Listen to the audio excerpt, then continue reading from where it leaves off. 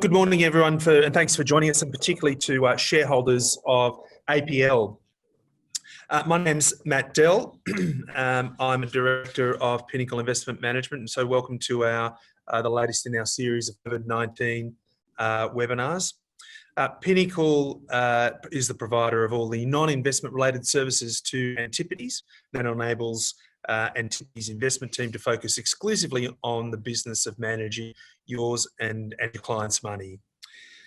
So joining us today is Antipodes portfolio manager Sunny Bangia, and Antipodes chief investment officer Jacob Mitchell. Sunny has almost 2 decades of experience in investing in Asian equities and is responsible for Antipodes coverage of consumer, domestic services, financials and infrastructure stocks across Asia and emerging markets. Sunny and Jacob are going to firstly discuss the outlook for the Chinese economy today and the opportunities that are currently emerging as the COVID-19 recovery takes shape. We'll then hear a quick overview on the Antipodes portfolio from Jacob before so you'll notice there is a Q&A button on your screen, so I encourage you to ask questions and we will get to them. So let's begin. I'd like to hand over to you, Jacob. Thanks, Matt, and welcome everyone today. We'll start on slide 2 and just quickly recap on how we see China and Chinese growth. Look, it's Chinese economy, coming out of the global financial crisis was very much led by investment-related growth, and then over the second half of that period, it started to transition to more of a consumption-led model. At the same time, China really has emerged as a technology competitor with the West, and you can see that just in our chart there in the bottom right-hand corner, just a share of global unicorns that are now basically founded in China. Look, we still see, if we turn to the next slide, if you look at the debt stack, you look at total debt to GDP, it's certainly gone up since the financial crisis. Probably encouragingly, the corporate level has remained stable. And if you think about where China's record of malinvestment, it's often happened in SOE related corporates. The good news is that's not going up as a component of GDP. The growth in debt is now led more by households, and that's why we describe this environment that China's in it's a lower growth environment, but it's arguably a higher quality type of growth, because it's typically private enterprise that is serving those households. So technology-led, higher quality, and the key let's call it data to really monitor, similar to the West coming out of COVID-19, is probably just the performance of real estate. Housing prices, households have more debt. Their consumption has grown at roughly 1.5 times GDP in China. And we're going to go and Sunny's going to take us on the next slide and a bit deeper into the composition of that household growth. Thanks, Jacob and Matt. Thank you for all the listeners for tuning in today. So this slide gives us a visualization of what opportunities exist today in China's consumption. So we can look at one end of the spectrum where we've got a population pool that is roughly the size of the US, that is earning $16,000 per annum. Now, these folks, they're getting richer as they build their wealth, accumulate assets, move up the consumption curve, and enter into the consumption of more premium products, purchase life insurance to protect income and assets, and continue to migrate different forms of consumption online. And then there's the other spectrum. There's the other 1 billion people, which is similar population pool to India, but has twice the income level of India at 5,500 per person. And that's an interesting opportunity, as well as these consumers moved to online for the first time. They've also started purchasing Western style goods and services in both offline and online formats for the first time. So in our discussion today, we'll focus on two key stocks in the portfolio, one being Alibaba, that is participating in both, and one Yum China, which is seeing incremental growth in that lower tier bucket. Thanks, Sunny. Our next slide, slide 5, really highlights that drop in growth, total retail sales. Private consumption was growing at 14%. We expect it to moderate to more like 7% going forward. But we do think online will grow at roughly twice that rate. Sonny, I think it's a great opportunity just to take us through the comparison of the Chinese e-commerce market to the US e-commerce market. Yeah, sure. Look, slide 5 is a great summary of the key differences, which effectively boil down to two things. So firstly, Chinese retail didn't experience the same evolution as US retail. The offline players in China never had an opportunity to scale up as online e-commerce adoption came through. So what has that resulted in? It's resulted in that now Alibaba is approximately 15 times larger than its nearest offline player, versus say Amazon, which is roughly half the size of Walmart. And the second key difference has been the evolution of logistics. Due to higher population densities, a low-cost delivery workforce, online has scaled very quickly. All these factors have allowed unit economics of logistics to be very favorable in China. So we can deliver a package in China at approximately $1 versus say in the US at 7. Now these two powerful dynamics of scale and logistics are still very much in play and will still facilitate more online retail adoption. Thanks, Sonny. Turning to our next slide. So maybe the way that investors should think about the Chinese landscape is you have Alibaba, let's refer to it as Baba, highly dominant, but essentially a third-party business. So what does that mean? Alibaba doesn't warehouse the goods that are sold on its platform, nor does it take responsibility for the delivery. It outsources all of the logistics. And then you have a company like JD, which is much closer to the Amazon model, where it competes by essentially having its products in warehouses close to the end consumers, competing on the quality and speed of delivery. And we call that first party. So we have Baba, the dominant third-party business, and JD, the dominant, let's call it first party business. Now, playing the devil's advocate, I mean, if we have the Chinese market where e-commerce is already 25% of total retail, much more mature than the US, why are we still constructive? Where is this growth going to come from? Yeah, sure. That's a good point, Jacob. So if we're on slide 6 here. So firstly, we would just like to show you the breakdown of the different tier cities in China and their online adoption. So when you look over at the table, you can see what the percentage of total retail that has migrated online. And so if you look at tier 3 cities and below, you can see there's still a lot more adoption left. And this is where we think the incremental 65% of growth will come from. Now, if you need to also take into consideration that in many of these lower tier cities, the shopping mall experience isn't very good. A lot of these shopping malls are often crowded. There's been underinvestment in them. They lack many global brand options. So online adoptions in these lower tier cities will be a preferred venue for many of these consumers. And secondly, COVID-19, I think, has perhaps accelerated some of the online adoption dynamics that are occurring in fresh grocery. So from my own personal experience over the past few months, my own online habits have changed.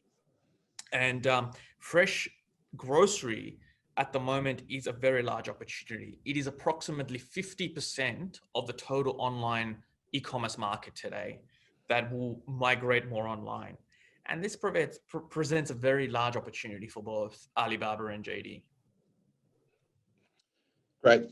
Thanks, Sonny. So yeah, in summary, the growth opportunity is really just, as you say, the migration of fresh grocery where we have no real online presence at the moment. That starts to shift online. And then secondly, just adoption in these lower tier cities. I'm sure you're keen to get out there in the back blocks of China and visit some of these tier 5 city locations and a local shopping mall. But it is, I think, a real opportunity. And it's probably now, if we switch to the next slide, we can go through Alibaba in some greater detail. Yeah, sure. So on slide 7, we outlined the case for Alibaba. We've spoken about the industry structure of online retail in China in some of the prior slides and explain some of the favorable competitive dynamics that are in play in terms of scale and well positioned in terms of e-commerce. Now, at a company level, whilst Alibaba is well positioned to participate in these trends, one of the interesting things when you look at e-commerce companies around the world, and we've put a table there in the right-hand corner, which is a global take rate benchmark, which is effectively when you sell goods on any of these e-commerce platforms, the take rate is the revenue as a percentage of goods sold on that platform, what it looks like around the world. And clearly we can see there's still significant room for upside in China. So it's in a great product cycle where there's still more to be monetized. Now, in terms of what Alibaba has achieved, we kind of see Alibaba as the center of this new retail phenomenon that's occurring in China. Whilst they're very dominant online, they've done incredibly important partnerships and built ancillary businesses that will facilitate this trend. So, we know they're a very big payments business in China. They have the leading payments wallet called Alipay with 960 million users. But also, they're facilitating some of the trends that we're seeing in FMCG and grocery. They have the leading grocery network being built out called Hema Fresh, which is an online/offline grocery experience. And they've made some key valuable partnerships with leading players in that space to be a platform to direct traffic and then do delivery. So they also own the nation's second largest delivery network called LMR. So when you think about the management team's focus, they've really taken the whole Chinese retail offline and online as the opportunity to grow. Now, in terms of regulatory, one thing we've highlighted in the take rates is firstly that there's still a lot of latent pricing power in the business model, which is fantastic. But we can also see that the regulatory framework, you can't accuse them of gouging. In a way, they're facilitating this e-commerce growth, and there's still a lot of monetization left in the business model. That's great, Sonny. And from a pragmatic value perspective, how cheap is Barbell? How do we think about the margin of safety? Yeah, sure. Look, at a PE level, it's on 20 times 2021 earnings. And given the sustainability of growth and the duration of that growth, we think a fair value PE should be closer to 25. So we still think there's good margin of safety there. We also look at it in that table with the scatter graph. We've kind of put some comparables, but we've done this more on a cash flow basis, just to highlight what the forward EBITDA multiples are versus the growth. It's not the ultimate valuation metric, but it's a guide to kind of give you a sense of what this group of companies are kind of growing at versus how they're priced from a global point of view. That's great. And look, the other thing Antipodes focuses on is this, the risk in forecasting. You know, some businesses are more resilient, stable, easier to forecast the numbers than others. You know, we talk about that as the margin of error. You know, where is the margin of error in Barber? You know, where could we be wrong? Yeah, absolutely. Look, this is a very competitive, capitalistic market structure. You know, one of the things that has emerged is that people, you know, there are competitors that can smell the opportunity. A company called PDD, which is there on the chart at the bottom, is a competitor to Alibaba and JD. A company that's about 4 years old. So the competitive landscape needs to be tracked very closely. PDD has done a great job building scale and actually tapping into that low-end consumer in China. So we're watching them very, very carefully because the competitive landscape can evolve. The other the other thing we want to really think about is logistics. Actually, today Alibaba outsources logistics and is effectively a platform. Now, over time, we really need to watch whether logistics becomes a competitive edge for these e-commerce players. We're obviously watching Amazon very closely in the US, and the cost of internalizing logistics can be a costly outcome for Barber in the future. So that's another risk that we're watching because obviously that will weigh on margins and future profitability. So let's talk about Yum China. I think, you know, we're moving probably the emphasis from, you know, Alibaba that really touches the lives of all Chinese people to Yum China, where the growth is largely going to come out of the left side of that barbell. You know, it is growing into the, let's call it tier 3 below location. So take us through Yum China. Yeah, sure. So on slide 8 of the pack, we kind of talk about the Yum China case. So Yum China is effectively the KFC and Pizza Hut brands of China. This company was spun out, IPO'd in 2016 from Yum Brands. But operationally, Yum China has been independently run. The management team sit in Shanghai. They make all the capital allocation decisions independent of the US parent, and they've operated that way for decades. Yum China has grown to become the largest QSR operator in China over the last 30 years.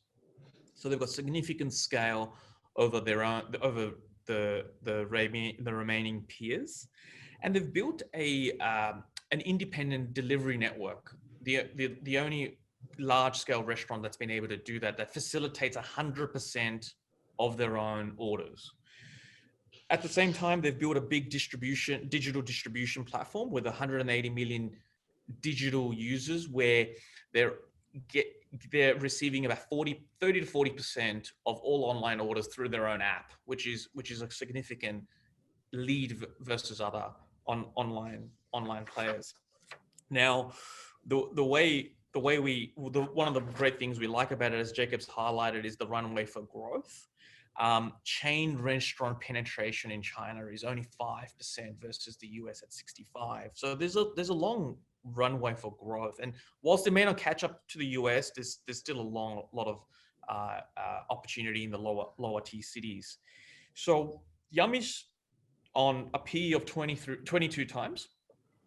It's got a long duration of sustainable growth, and in our view, should trade on a high 20s PE, given the sustainability of that growth and comparable to other US equivalent peers on lower growth multiples.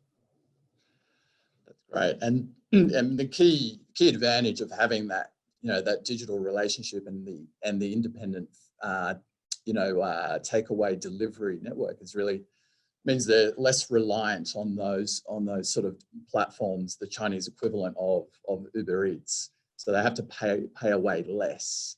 And also, I just think it's, you know, it's very interesting just how this company has, even through this period of COVID-19, continued to roll out new restaurants. So we see, you know, a long runway. I mean, the fact that chain restaurants don't have a large share of the total restaurant market, what's the reason behind that, do you think? Yeah, look, I think it's to do with just preferences to local cuisines, and the palates are geared towards some of these Chinese restaurants. And look, I think some of these lower tier cities where Yum is growing into, as incomes rise, there will be a shift. We've seen it in the higher tier cities, the shift. And we see that similar dynamic playing out in some of these lower tier cities where a well-run digital player will penetrate into those cities, and palettes will change as incomes rise. That's excellent. Thanks, Sonny. And look, we're going to we'll turn into our next slide. We're just going to spend a little bit of time recapping on our framework. As investors and shareholders would know, we see the outbreak of COVID-19 as really fast tracking us from that lower growth environment directly into a fiscal activism, debt monetization environment. And the question is, how quickly do we go to the next step? So with central banks now actively monetizing, growing fiscal deficits, when will the market's focus start to switch to, the questions of what currencies are actually worth? If we're actively expanding not only the central bank balance sheet, but also the government balance sheets in tandem, there will be questions around the risk of devaluation and ultimately, the potential for a transition to stagflation. Now, investing is all about timing. The question is, the very hard to know question is the timing of that. At the moment, the market is celebrating let's call it the liquidity environment, rather than the earnings or economic environment. We're looking forward. We suspect there's probably a little bit of an air pocket if we go to the next slide. The market's reacted to positive news on the flattening of curves, and the speed at which governments can reopen economies will be driven really by a combination, we think, of the extent to which we scale up serology-based tests, so the testing for immunity in the general population, and secondly, just the capacity that is left in the intensive care units in the hospital systems, which we're modeling on the chart below. So there's different ways of thinking about this. It's very difficult to get the data, but if we think there's ultimately, for every infection, we have roughly a 5% relationship to ICU capacity, and that half of those ICUs are taken up by other illnesses, you can see where the stress points are. So we have to build the capacity to treat, to take care of potential future outbreaks, as well as test for immunity. And as governments get greater comfort around those two factors, they will speed up, they will potentially accelerate the speed at which they reopen the economy. Turning to our next slide, I'll just sort of refer to the conclusion here, which is the focus is ultimately going to continue to be on which countries' currencies ultimately have to do the most amount of deficit spending to stabilize their economies versus the underlying value of their currency, where I think there'll be question marks on some of the bigger currencies, including the US dollar. And then secondly, the health of the banking system, which we think is relatively well capitalized, with most of the credit risk lying in high yield, so the junk bond and leveraged loan market. If we turn to the next slide, where a lot of that exposure sits directly with retail or institutional investors rather than banks. We are monitoring the credit market pretty closely. There's certainly signs that, the key takeaway from the slide on the right is that the bottom tier of investment grade, which is the BBB market, its size relative to those bottom two tiers, which are junk bonds and junk loans, it used to have a relationship of a factor of about 0.7. It's now about 1.4. So it's twice as big versus the next, the junk tier. So it's the question, the reason the Fed is starting to buy fallen angels, starting to buy high yield ETFs, going to our next slide, is really because of that relationship. It understands that there's not a lot of capacity for that market to absorb those so-called fallen angel downgrades. Just revisiting the portfolio quickly, what Sunny has been really discussing today is, a part of our portfolio, which is, potentially could be described as a COVID beneficiary, the social commerce cluster, which includes software cluster, Alibaba, Facebook, Microsoft, and that's, that's in terms of pragmatic value portfolio, it's certainly on the higher PE side of our portfolio, but it's also on the higher growth side of our portfolio. In stark contrast with, some other clusters in the portfolio, which are on much lower multiples, and hence are cheap because they don't have to achieve as much growth relative to those multiples. Turning to our next slide, before we take some questions from the audience, we are looking through, the parts of the market that have had the most dislocation for dominant businesses that have, that are now relatively cheap. We acknowledge, we acknowledge that white life does not necessarily revert just to the status quo. There are, as we highlight, China, we think, is coming through this with, to date, having spent far less on stabilizing its economy versus some of the Western countries, using the US as an example, where it's seemingly going to cost about 10% of GDP versus 3% in China. We don't know yet because this is happening in real time, but certainly that seems to be the starting presumption. Corporates will be fairly focused on cost management, so potentially unemployment recovers more slowly, and demand for business and office space, business travel office space may permanently reset to a lower level. Yes, it recovers, but it may not fully mean revert. Housing prices in economies like our own, Canada, Scandinavia, but also in just the big economies, China and the US, we need to watch it very carefully. Whilst household balance sheets are in okay shape in the US, deflation would be painful anywhere in the world. And anyone who's followed Japan for a number of decades knows that, housing prices, once they rolled over, they fell for a very long period of time.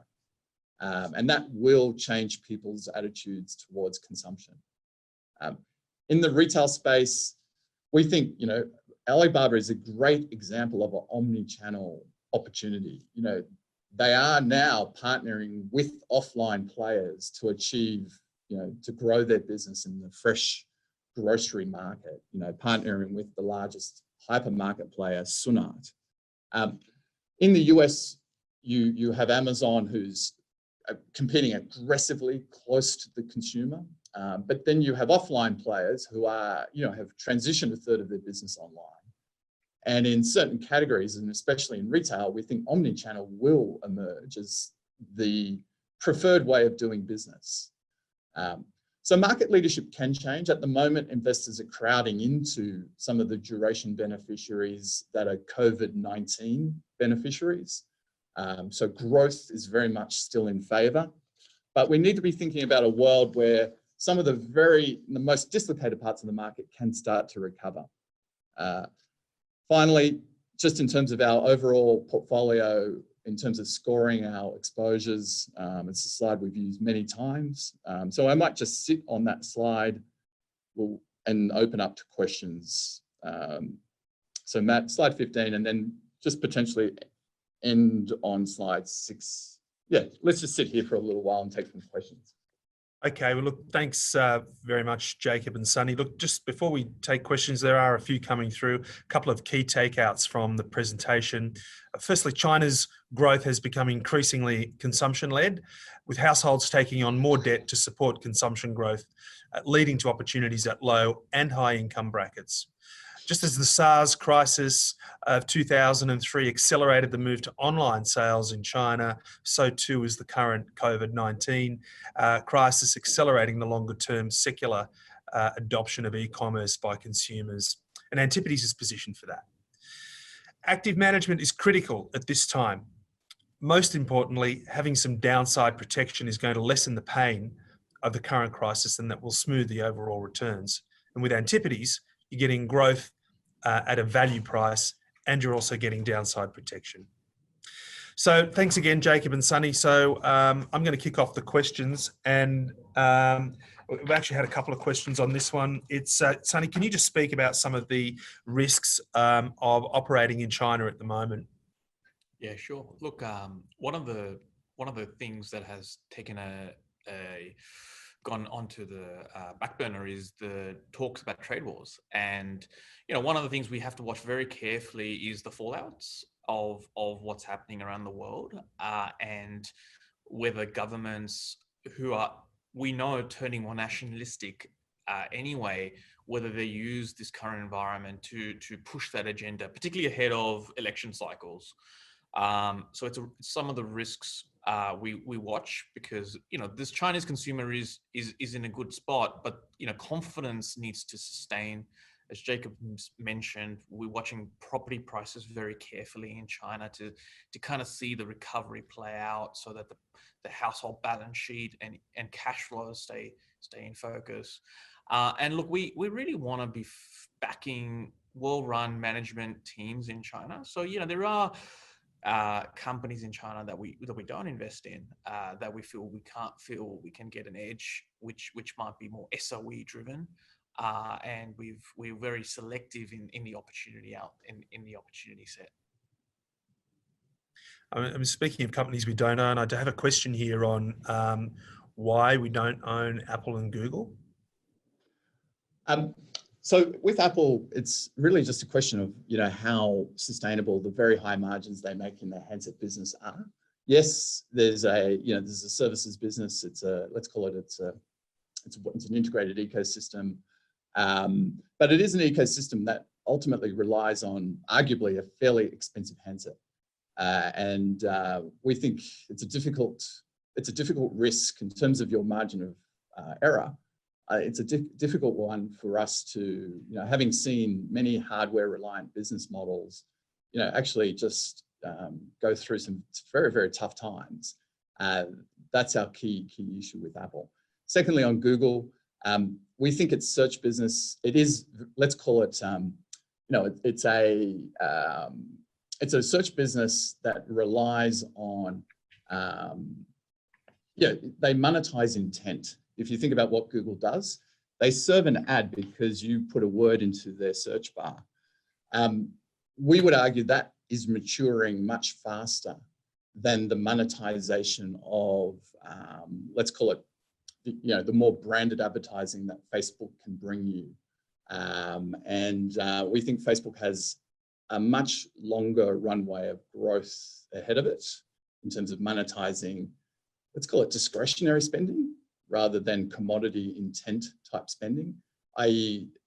Facebook has the ability to put an ad in front of you for something you're not even thinking about buying. And that's worth a lot more, we think, longer term than the monetization of intent. So it's a question of the trade-off between PE multiple and the amount of growth. And look, I can see some other questions here, which I'm quickly just going to go through, Matt. There's a question here about the middle income trap for China and the risk, relative to China, which has affected some of the other emerging EM countries. I think China's scale makes it less comparable to the typical emerging market. Its ability also in regards to just fiscal flexibility. Look, we're not in the 3% cost to GDP or stimulus to GDP that's currently been announced. Look, I won't be surprised if that doubles in the next 6 months. The real point we're making is not the fact that China won't do more stimulus. The reality is the starting point is different. So government debt to GDP is roughly 50%. It's half of what it is in the US or in most parts of Europe. that just gives them a lot more flexibility. And I think it also allows them to offset some of the risks of being stuck in that middle income trap, i.e. that billion people who are, living in areas where GDP per capita is around $5,000. There's, I think, there's a much greater chance through a combination of policy and also just the vibrant private sector, companies like Alibaba, investing and essentially lifting productivity growth, through high-tech investments, and the fact that China is competing aggressively, is trying to compete aggressively with the West in high tech. Over time, that keeps the productivity growth, which is key to getting out of the middle income trap. I think it's hard to compare China to a mid-sized EM economy. It's not a fair comparison. Another question in regards to the VIE risks of the Chinese entities. Look, we do take those issues, the ownership issues, seriously, and we think the listing of Alibaba in Hong Kong is ultimately a big step in neutralizing many of those risks. Where ultimately, to the extent that Alibaba does become eligible for the Shanghai Connect, then Chinese nationals will be able to become shareholders. And I think having Chinese nationals investing alongside us, I think minimizes, certainly neutralizes some of those risks. So we're watching that carefully. Are there any other questions you wanted to highlight, Matt? I think there was a question here about, we've talked about how well positioned China is coming out of out of this environment, given the relatively low amount of fiscal stimulus so far. Some people think there might be another round of fiscal stimulus. Would that change your view on China? No, not really. As I said, I think it will come at some point in time. It's just a question of, do you have the same risk in an economy where government debt to GDP is still somewhat, under control, versus a situation where it potentially gets away from us, which is, the situation facing, potentially facing the US, depending on how long it takes the economy to stabilize, and secondly, parts of Europe like Italy and Spain. The question probably for China is not so much, does greater leverage bring greater risk? It's probably just it's the ongoing geopolitical competition between China and the US. Trade war is still relatively fresh it's very real and ongoing, even though we've had some sort of de-escalation. The key issues remain, which is that supply chains are increasingly under focus. The fact that a lot of high-tech components, ultimately, a lot of final assembly of high-tech happens in China. That will come, I think a lot of that will start to move, it's increasingly moving out of China. And secondly, the elephant in the room is most of the manufacture of pharmaceuticals, the focus now on healthcare and healthcare supply chains.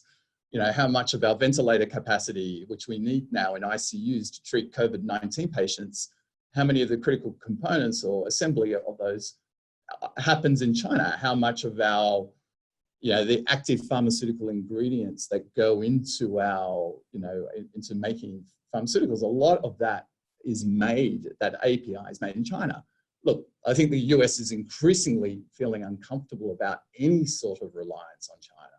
So absolutely, supply chains are going to de-globalize, and it will put parts of, that will be a headwind for corporates who have, benefited from high margins because of this cheapness in manufacturing in China. And obviously it's a headwind for employment in the trade sensitive part of the Chinese economy, which is why we think growth will continue to be led by, domestic household consumption. Look, I'm conscious of time. There's just one more question. It's sort of a more broad question about markets. Do you share the view on whether the recent market rally is unrealistic, or do you think that the market bottom is in? Perhaps for you, Jacob. Sorry, the question was what the direction, like, do we retest the lows? Yeah. Do you think the markets have bottomed? Look, it's always being a short-term profit on markets is a fool's errand. But my sense, for what it's worth, I think we can potentially spend a bit of time around the current. We're in this sort of we're in a bit of a vacuum for information in regards to earnings and economic data, because most of it's backward looking. So markets are sort of at the moment just sticking with the winners. So there's a big outperformance from the software and internet space versus and semiconductors versus pretty much everything else.